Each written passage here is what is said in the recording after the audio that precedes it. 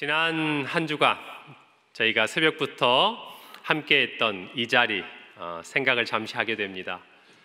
정말 간절한 마음으로 은혜를 사모하면서 우리의 기도를 드리고 또 하나님의 말씀 앞에 귀 기울이고 우리가 믿음의 결단을 하고 나올 때 하나님께서는 참 놀라운 은혜를 우리에게 주셨습니다. 생생하게 기억이 나시죠?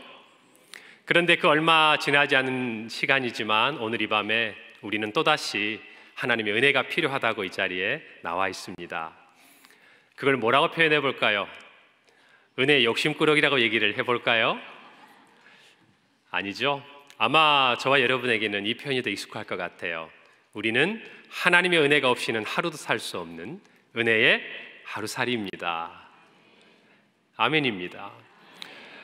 예수님께서 천국은 침노하는 자의 것이라고 말씀하신 것을 기억해 본다면 은혜는 사모하는 자에게 하나님께서 더 많은 것을 채우시고 부어주시는 줄 믿습니다. 오늘 이 밤에 그런 마음으로 달려온 저와 여러분에게도 하나님께서 차고 넘치는 은혜를 주실 줄 믿습니다. 새해가 시작되고 사랑의 교회 창립 40주년을 맞이하면서 우리는 축복과 비상의 은사잔치, 그리고 지난주 우리 특세에 이르기까지 참 숨가쁘게 많은 사역들을 하며 달려왔습니다. 그 사역의 시간들을 지나오면서 우리 뇌리에 아주 강하게 각인된 올해 우리의 사역의 표가 있습니다. 우리 모두 잘 아시고 계실 텐데요. 생명비상, 사명비상, 은사비상입니다. 사랑의 교회 40주년을 맞이하여서 우리에게 참 많은 사역의 어떤 목표가 있을 텐데 왜 우리는 생명사역 그리고 은사, 사명에 대해서 이야기하고 있는가? 저는 오늘 이 말씀을 가지고 오늘 설교를 시작해 보려고 합니다. 그 중에서도 첫 번째, 무슨 사역입니까? 생명사역. 왜 사랑의 교회가 이와 같이 생명사역을 맨 먼저 부르짖고 있는가? 여러 가지 이유가 있겠지만 저는 이런 생각이 들었습니다. 지난 40년 동안 사랑의 교회가 달려온 그 길에 있어서 한결같이 우리 교회는 생명사역을 펼쳐왔기 때문이라는 생각이 들었습니다. 우리가 생명사역이라고 하면요, 우선적으로 전파사역들이 많이 생각이 납니다. 전도하고 영혼을 살리는 여러 가지 일들이요. 그런데 사랑의 교회는요, 모든 사역 안에 이 생명의 에너지가 깃들여 있습니다. 예배를 한번 생각해 볼까요? 주일 예배의 자리에서 우리는 하나님의 은혜를 맛보면서요, 우리 모든 영혼이 춤추고 살아 숨쉬는 생명력을 느낍니다. 맞지요? 예배만이 아닙니다. 우리가 하는 모든 사역의 장을 한번 생각해 보십시오. 훈련, 또 이웃을 섬기는 사역들, 또 우리 장애우들을 섬기는 사역, 또 주일학교와 모든 사역들 안에 어쩌면 공통적으로 이 생명의 냄새가 짙게 배어 있습니다. 어디든지 우리는 그 열매 이전에 생명을 향한 열심을 가지고 하나님 앞에 달려왔다고 저는 생각을 합니다. 믿음의 4세대를 세워가는 가정 선교사, 우리 일터를 살리고자 하는 일터 선교사, 학교를 살려야 하는 캠퍼스 선교사, 그리고 함께 기도하는 대로 피 흘림이 없는 복음적 평화 통일을 위해 우리가 힘쓰고 있는데 이 또한 이 나라와 이 민족을 살리고 싶은 생명 사역임에 틀림이 없습니다. 물론 생명 사역을 생각하는 구체적인 열매가 우리에게 많이 있습니다. 한 가지 아쉬운 점은 정작 사랑의 교회의 성도들인 저와 여러분이 이 생명 사역을 펼쳐가면서도 우리가 거둔 수많은 생명의 열매들에 대해서 잘 알지 못한다는 사실이죠. 작년 경우로 한번 제가 설명을 해드려 보겠습니다. 대각성 전도 집회를 통해 35,477명이 태신자로 이곳에서 작정이 되었습니다. 그중 3,271명이 집회에 참석하고 그중에 2,559명이 결신하는 은혜를 하나님께서 주셨습니다. 그뿐이 아닙니다. 사랑의 교회 전도 폭발 훈련을 통해 작년 한 해 4,528명에게 복음이 제시되었고 그중에 1,781명이 결신하는 열매를 거두었습니다. 또 사랑의 전도단을 생각해 볼까요? 병원으로, 지하철로, 군부대에서 11,537명에게 복음을 제시했고 그중에 6,996명이 결신하는 은혜를 하나님은 주셨습니다.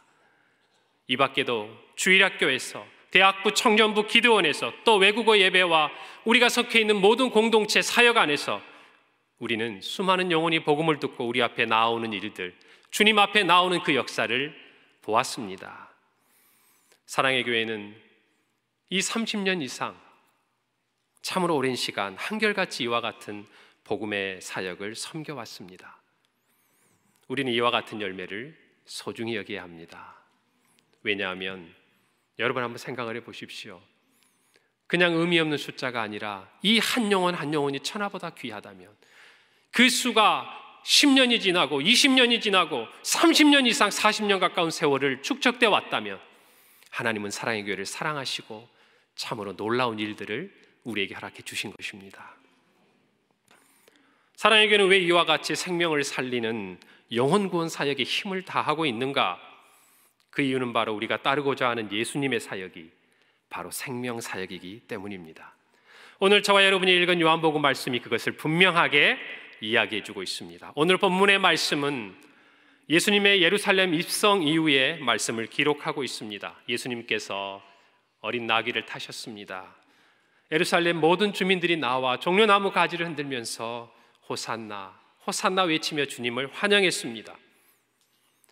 그런데 그렇게 예루살렘에 입성한 예수님은요, 그 이유에 대해서 이렇게 말씀하고 계십니다. 우리가 읽은 24절 바로 앞절인 23절입니다. 예수께서 대답하여 이르시되 인자가 영광을 얻을 때가 왔도다. 열렬한 환영과 영광, 이 두 단어의 조합이 주는 느낌과는 전혀 다르게 예수님은 그 영광의 실체가 무엇인지 성경 가운데서 스스로 말씀해 주고 계십니다. 그것이 저와 여러분이 오늘 읽은 본문 말씀입니다. 다시 한번 읽어드릴까요? 내가 진실로 진실로 너희에게 이르노니 한 알이 미리 땅에 떨어져 죽지 아니하면 한 알 그대로 있고 죽으면 많은 열매를 맺느니라.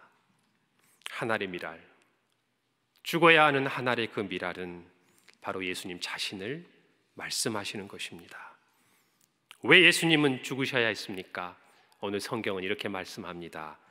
한 알 그대로가 아닌 죽어서 많은 열매를 얻기 위해서. 예수님의 십자가에서 죽음은 그 목표가 분명하셨습니다. 그것은 바로 많은 열매를 얻기 위해서라고 기록되어 있습니다. 우리가 먼저 생각해 볼 필요가 있습니다. 예수님께서 죽기까지 얻고자 하셨던 그 열매는 무엇이었을까? 십자가의 열매, 그것은 생명이라고 우리는 분명히 고백할 수 있습니다.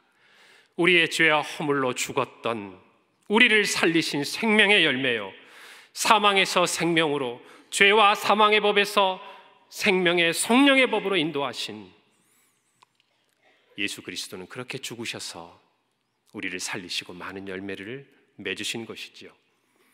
주님께서 핏값으로 사신 교회는 마땅히 주님의 뒤를 따라야 합니다. 그리스도의 제자로 살고자 다짐하는 저와 여러분도 마찬가지입니다.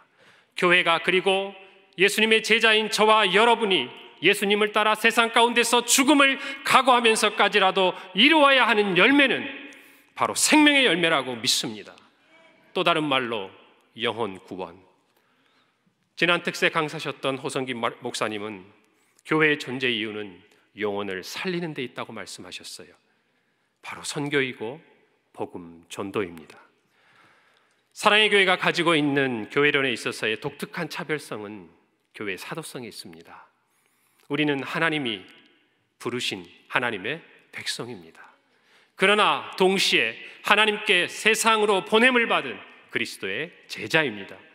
바로 세상으로 보냄받은 이 부분이 교회의 사도성이고 저와 여러분이 믿고 있는 중요한 신앙의 고백입니다.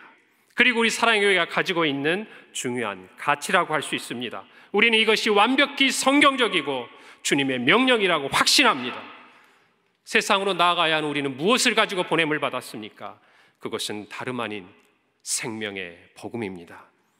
그래서 예수님의 제자임을 자각하고 주님을 따르는 우리는 복음을 전파하며 영혼을 구원하는 생명의 사역에 우리의 사명의 최우선 순위를 두어야 하는 것은 분명한 사실입니다.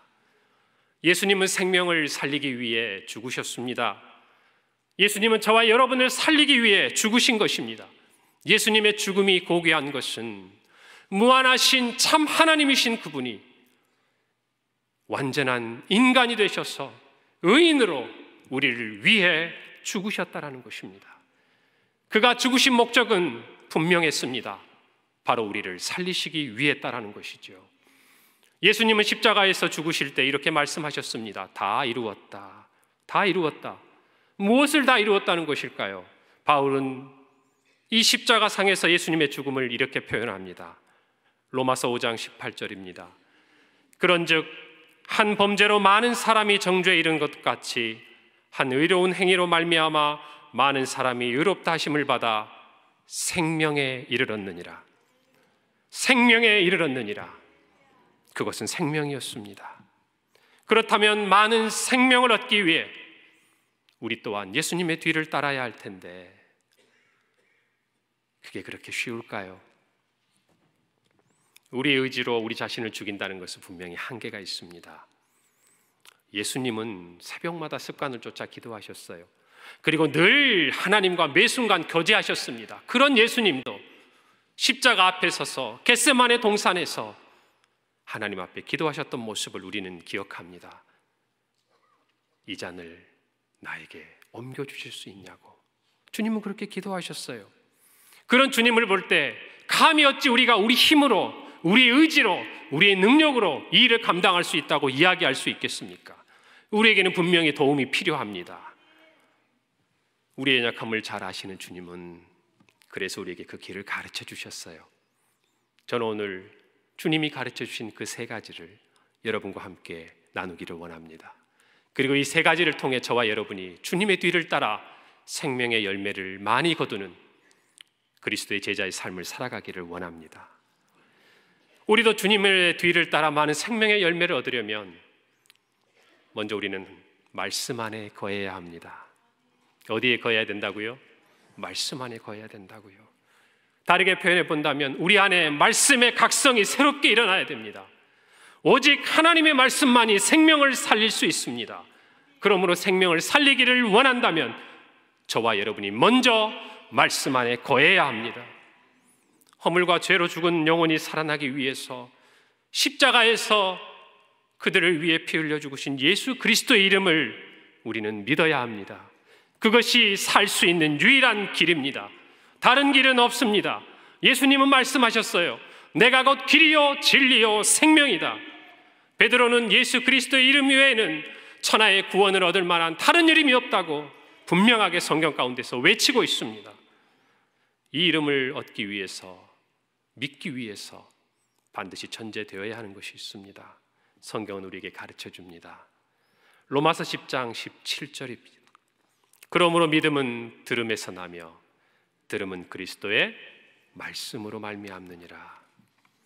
예수님의 이름을 믿고 사망에서 생명으로 옮겨가려면 들음이 있어야 됩니다. 그런데 그 들음은 다른 어떤 것이 될 수가 없습니다. 그것은 하나님의 말씀입니다. 그것은 하나님의 말씀입니다. 여러분, 예수님을 생각해 보세요. 예수님은요, 우리 구속 사역을 위해 이 땅에 오셨을 때 그분은 말씀 그 자체셨습니다. 그런데도 그분은 말씀 안에 거하셨습니다. 다른 많은 예를 들지 않는다 하더라도 우리는 분명히 십자가 앞에서 예수님을 보고 예수님이 어떻게 말씀에 거하셨는지를 알 수가 있습니다. 사도 요한은 예수님의 생애를 기록하고 특별히 십자가상에서 예수님에 대해서 그 죽음을 기록해 가면서요, 이런 표현을 반복적으로 씁니다. 성경을 응하게 하려 하사, 말씀을 응하게 하려 하사. 예수님 그 자신이 말씀이셨지만 그분은 늘 말씀 가운데 거하셨습니다. 성경 가운데 거하셨습니다. 요한은 그것을 수차례 반복하며 우리에게 이야기합니다. 그가 죽으신 것도, 그가 십자가에 가신 모든 것도 말씀 안에서였다는 것이에요. 성경을 응하게 하시기 위해서였다는 것입니다. 사도 바울도 고린도 교회에 편지하면서 15장 13절에서 예수님의 죽음을 이렇게 기록하고 있습니다. 예수님은 성경대로 죽으셨다. 어떻게 죽으셨다고요? 성경대로 죽으셨다라는 거예요. 우리 사랑의 교회는 72구절의 말씀을 암송하고 있습니다. 우리 그 말씀을 암송하는 이유가 무엇입니까? 말씀의 능력으로 육신의 소욕을 이기고 그리스도 안에서 살기 위해서 아닙니까? 우리가 암송하고 있는 갈라디아 2장 20절의 말씀을 생각해 보십시오. 이제는 내가 사는 것이 아니요 오직 내 안에 누구께서요? 그리스도께서요. 이전에 나는 죽었다는 것입니다. 이전에 내가 죽어야 그리스도 안에서 살아난다는 것이죠. 말씀 안에 생명이 있는 것입니다. 말씀 안에 생명이 있는 것입니다. 그 말씀의 능력이 우리 자신을 십자가에 못 박고 예수님처럼 생명의 열매를 맺도록 저와 여러분을 인도해 가는 것입니다. 성도 여러분, 예수님의 뒤를 따르기를 원하십니까? 예수님과 같이 많은 생명의 열매를 거두는 그 기쁨을 맛보기를 원하십니까? 아니, 그렇게 그 일에 작으나마 쓰임받기를 원하십니까? 우리에겐 다른 길이 없습니다. 말씀 안에 거해야 합니다. 말씀 안에 길이 있습니다. 말씀 안에 생명이 있습니다. 오늘 이 말씀을 붙들기를 바랍니다. 두 번째로, 우리가 많은 열매를 얻기 위해 우리는 기도해야 합니다. 무엇 해야 한다고요? 기도해야 한다고요. 우리 안에 영적인 기도의 각성이 일어나야 합니다. 우리가 아는 성경의 인물들은 한결같은 기도의 사람들이었습니다. 그리고 그들은 다른 생명을 살리기 위해 기꺼이 하나님 앞에 무릎을 꿇었던 사람들인 것을 우리는 기억하고 있습니다. 의인 10명이 없어서 멸망했던 소돔과 고모라를 생각해 보십시오. 아브라함은 잘 알지도 못하는 그들을 위해서, 자기의 조카가 살고 있는 그 땅의 거민들을 위해서 하나님 앞에 매달립니다. 무릎을 꿇습니다. 하나님, 50명 있으면 어떻게 하실 겁니까? 45명이면요, 30명이면, 20명이면, 10명이면 혹시 살릴 수 있겠습니까? 생명을 살리기 위해 기도하고 있습니다. 모세가 하나님 앞에 기도합니다. 그가 십계명을 받으러 시내산에 올라갔을 때 이스라엘 백성들이 금으로 만든 송아지를 새기고 만들고 그것을 음란하게 섬기며 우상으로 하나님 앞에서 범죄했을 때 하나님이 그 백성을 진멸하고 너로 인하여 또 다른 민족을 세우겠다고 얘기하신 그때에 모세는 무릎을 꿇고 기도합니다. 그의 기도는 이거였습니다. 하나님 아버지, 이 백성을 용서하여 주시고 살려 주옵소서. 생명이 살아나는 자리에는 기도가 있습니다. 지난주 담임 목사님의 말씀처럼 페르시아에 살고 있던 유다의 포로들, 그들이 하만의 계략에 의해서 모두 죽임을 당하게 되는 그 위기 앞에서요, 에스더는 모든 민족에게 금식을 선포하고 3일간 그렇게 기도한 이후에,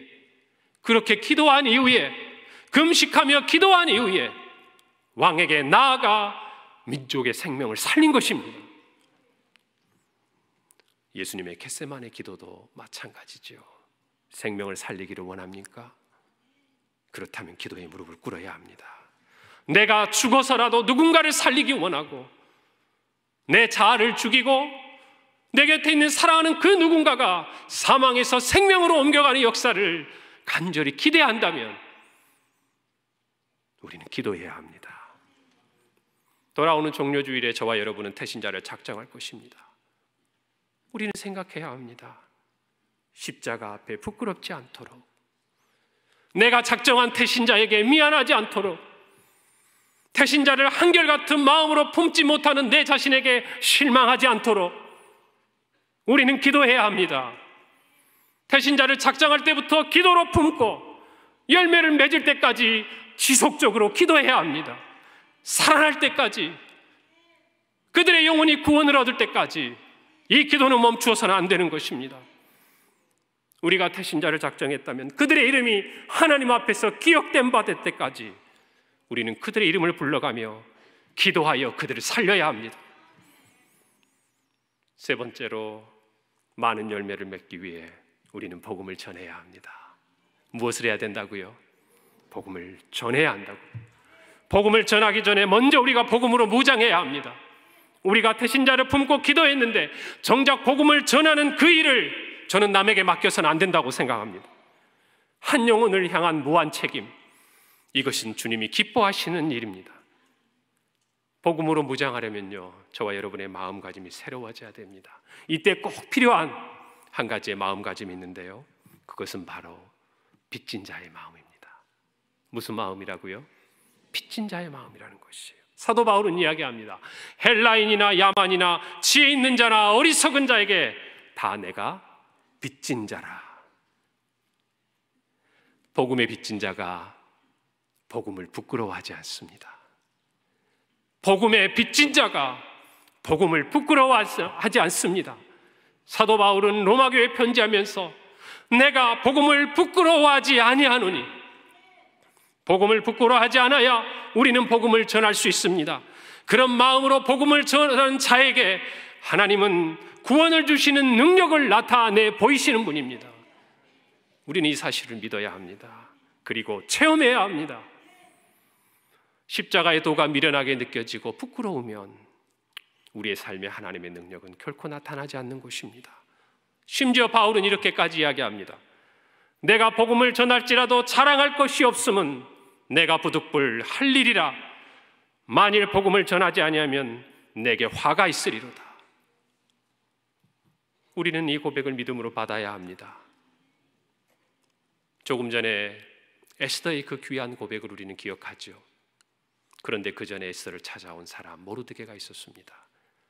그는 에스더에게 이렇게 이야기합니다. 이때에 내가 만일 잠잠하여 말이 없으면 유다인은 다른 데로 말미암아 노임과 구원을 얻으려니와 너와 내 아버지의 집은 멸망하리라. 내가 왕후의 자리를 얻은 것이 이때를 위함이 아닌지 누가 알겠느냐. 물론 신앙의 공동체였던 이스라엘 백성이 처한 위기와 하나님을 알지 못하고 죽어가는 영혼을 살리는 이 이야기의 배경은 다를 수 있지만, 저는 이 앞서 바울의 그 간절한 고백을 생각하며 이 말씀을 읽으니 마치 모르드게의 말이 이렇게 들리는 것 같습니다. 지금 내가 침묵하면 하나님을 알지 못하는 그는 누군가를 통해 구원을 받겠지만 너는 구원을 주시는 살아계신 하나님의 능력을 경험하지 못할 것이다. 지금의 너는 구원을 받았지만 너 또한 누군가 전해준 복음을 듣지 아니하였느냐. 여러분이 말씀이 여러분의 마음에도 공감이 되십니까? 우리는 두렵고 떨리는 마음으로 이 말씀 앞에 서야 됩니다. 구원의 감격을 잃어버리면 우리는 다른 사람을 구원할 수 없습니다. 우리 눈에 보이는 많은 생명의 열매는 어쩌면 보이지 않는 그보다 훨씬 더 많은 복음 전도의 열매라고 우리는 생각해야 합니다. 그래서 우리는 때를 얻든지 못 얻든지 복음을 전해야 합니다. 오늘 요한복음 12장 24절 말씀에서 예수님 우리를 살리시기 위해 기꺼이 죽을 것을 말씀하셨습니다. 누군가의 생명을 살리기 원한다면 우리도 생명을 걸어야 합니다. 이것이 성경의 원리입니다. 구약시대의 제사를 생각해 보십시오. 민족의 죄를 사하기 위해서 죽어야 했습니다. 제물은 피를 흘려야 했습니다. 에스더는 자기 민족의 목숨을 살리기 위해서 자기의 목숨을 걸었습니다. 엘리야는 갈멜산에서 그 민족의 영을 살리기 위해서 850대 1 그곳에 자기의 목숨을 건 것입니다. 예수님도 우리를 살리기 위해 자신의 목숨을 드렸습니다. 영단번의 제사, 영원하고도 완전한 그 단번의 제사를 주님은 생명을 들여 이루신 것입니다. 바울도 그와 다른 마음이 아닙니다. 그와 동일한 마음입니다. 그는 로마서 9장 3절에 이렇게 고백합니다. 나의 형제 곧 고륙의 친척을 위하여 내 자신이 저주를 받아 그리스도에게서 끊어질지라도 원하는 바로라. 생명의 가치는 생명으로밖에 대신할 수 없는 것입니다. 그런데 우리가 한 가지 생각해 보아야 할 것이 있습니다. 저와 여러분이 예수님처럼 누군가를 살리기 위해 죽을 자격이 없습니다. 그럴 능력도 없고 그럴 존재가 되지 못합니다. 예수님은 의인으로서 우리를 위해 죽으셨기 때문에 우리가 살아날 수 있었지만 저와 여러분은 연약하지 않습니까? 늘 죄에 넘어지지 않습니까? 그래서 어쩌면 저는 이런 이유가 조금 더 현실적이라고 생각을 해요. 내가 죽어 누구를 살릴 수 있다는 이 의미보다 우리가 살기 위해 우리는 다른 사람을 살려야 한다는 것입니다. 그래서 우리도 살고 다른 사람도 살려야 한다는 것이지요.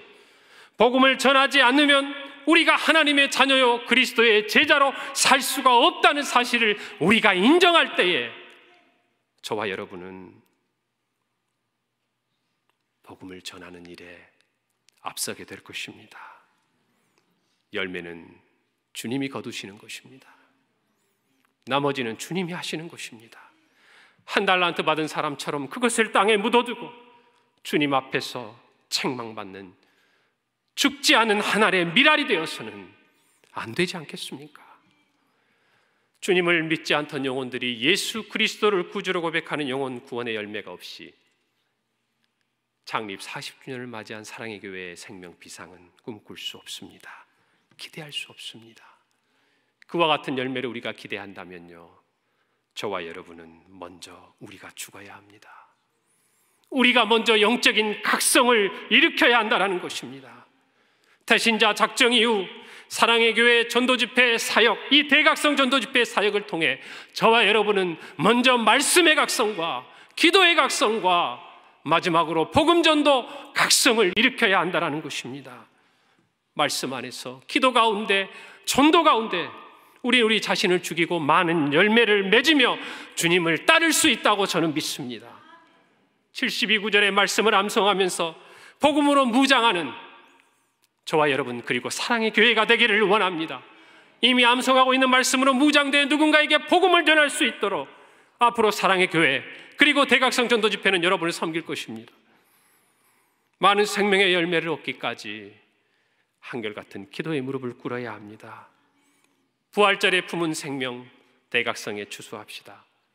사랑의 교회 대각성 전도집회의 새생명 축제 슬로건이죠. 특별히 올해는 하나님께서 고난주간에 태신자를 품도록 우리에게 또 다른 은혜를 주셨습니다.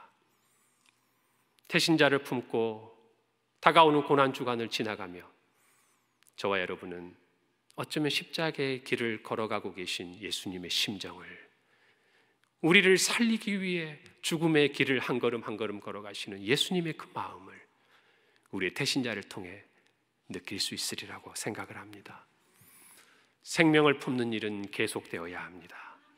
암탉이 그 알을 품었을 때 그 품는 행위는 그 알이 부화된 이후에 그치는 것이에요.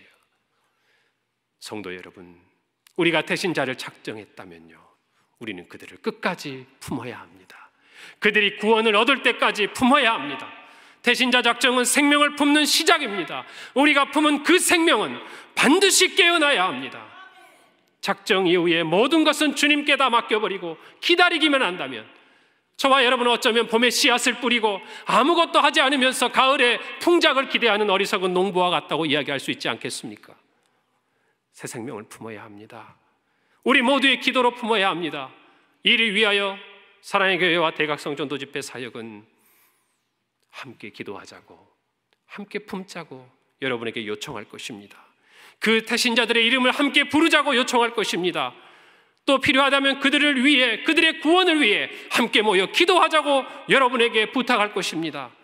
우리가 품은 태신자를 위해 거룩한 중보기도자가 필요하다고 여러분에게 도와달라고 요청할 것입니다. 이 거룩한 사역에 함께 하자고 여러분 그 요청을 받으신다면 기쁨으로 함께 해주시기를 부탁드립니다. 마지막으로 저와 여러분은 전도해야 합니다. 내 사랑하는 가족, 형제, 친구, 이웃에게 우리는 우리가 가지고 있는 말씀, 우리가 암송하고 있는 그 말씀, 생명의 말씀을 가지고 나아가야 합니다. 적어도 내가 작정한 사람 중에 한 사람만큼은 내가 품고 내가 복음을 전하고 그가 결신하는 놀라운 일들이 우리 안에 일어나기를 바랍니다. 이번 주일에 우리는 태신자 작정을 하게 될 겁니다. 꼭 반드시 태신자를 작정하시길 바랍니다. 말씀을 믿고 기도하며 복음을 전하며 2018년을 우리 모두 함께 나아간다면 그 나머지는 모두 주님이 하실 것입니다. 다가오는 고난주간에 죄인을 살리기 위해 묵묵히 십자가의 길을 가신 주님의 그 십자가의 사랑을 묵상하면서 태신자를 향한 간절한 기도로 우리 함께 나아가십시다. 부활절 기쁨의 날에 그들에게도 새 생명이 주어지고 함께 그 생명 안에 거하는 기쁨을 맛보는 날, 그날을 반드시 주님이 주실 것을 믿고 우리 감사로 축제의 예배를 드립시다. 하나님께서 반드시 허락해 주실 것입니다. 이 예배 후에 학습 세례 문답식이 있습니다. 오늘 이 문답을 행하기까지 믿음을 지켜온 모든 분들에게 축하와 감사 인사를 드립니다. 문답을 행한 모든 분들이 아마 사랑하는 가족이나 친구, 또 주변의 사람들로부터, 어떤 분은 어려서부터, 아니면 어떤 분은 얼마 전에 이 복음을 듣고 믿게 된 분들이 계실 겁니다. 그분들은요, 구원을 주시는 하나님의 능력을 경험한 분들입니다. 이분들이 우리의 증인들입니다.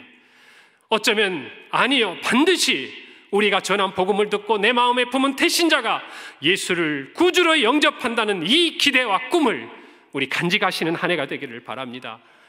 예수를 구주로 영접한 나의 태신자가 오늘 문답식을 행하며 부활주일의 세례식을 또 입교와 학습을 고백하는 그 모든 분들처럼 그들이 사랑의 교회 앞에서 예수 그리스도를 구주로 고백하는 놀라운 꿈을 갖는 저와 여러분이 되기를 바랍니다. 더 나아가 그들의 정말 그 고백을 통해 복음을 전해들은 또 다른 누군가가 그들처럼 예수 그리스도를 구주로 고백하는 놀라운 일들이 일어나기를 우리 꿈꾸고 기대합시다. 주님은 반드시 이 일을 이루셨고 우리는 그 일의 주인공들이라고 저는 믿습니다. 성도 여러분, 저는 오늘 이 말씀이 저와 여러분에게 찔림에 머무르지 않기를 바랍니다. 그저 우리 마음의 작은 찔림으로 끝나지 않기를 바랍니다. 찔림이 순종으로, 죽기까지 순종이 많은 생명의 열매로 맺어지기를 간절히 소원합니다. 기쁨으로 우리가 이 일에 순종하며 동참할 때 우리 모두 하나님의 놀라운 능력, 구원을 베푸시는 하나님의 그 위대한 능력을 보게 될 것입니다. 이 놀라운 생명의 역사에 사랑의 교회가 지난 시간 한결같이 쓰임받았던 것처럼 앞으로도 그렇게 쓰임받기를 바랍니다. 생명으로 비상하는 창립 40주년의 사랑의 교회, 적어도 이 자리에 모인 저와 여러분만큼은 생명사역의 열매를 맺는 일에 동참하시기를 바랍니다. 이 일이야말로 우리를 살리기 위해 기꺼이 하늘의 미랄이 되어 십자가에서 죽으신 예수님께 드릴 가장 고귀한 열매가 될 것입니다. 최고의 열매가 될 것입니다. 다 함께 기도하겠습니다. 생명의 주인 되시는 하나님 아버지, 은혜를 감사합니다. 오늘 이 시간 우리를 살리시려고 십자가에 죽으신 예수 그리스도의 뒤를 따라 그리스도의 제자여 주님의 몸된 교회인 우리와 사랑의 교회가 한결같이 생명을 살리는 이 놀라운 일에 쓰임받게 하시고 죽기까지 순종하며 충성하는, 그리하여 구원을 베푸시는 주님의 놀라운 능력을 경험하는 우리 모두의 삶이 되게 하여 주옵소서. 예수님의 이름으로 기도합니다. 아멘.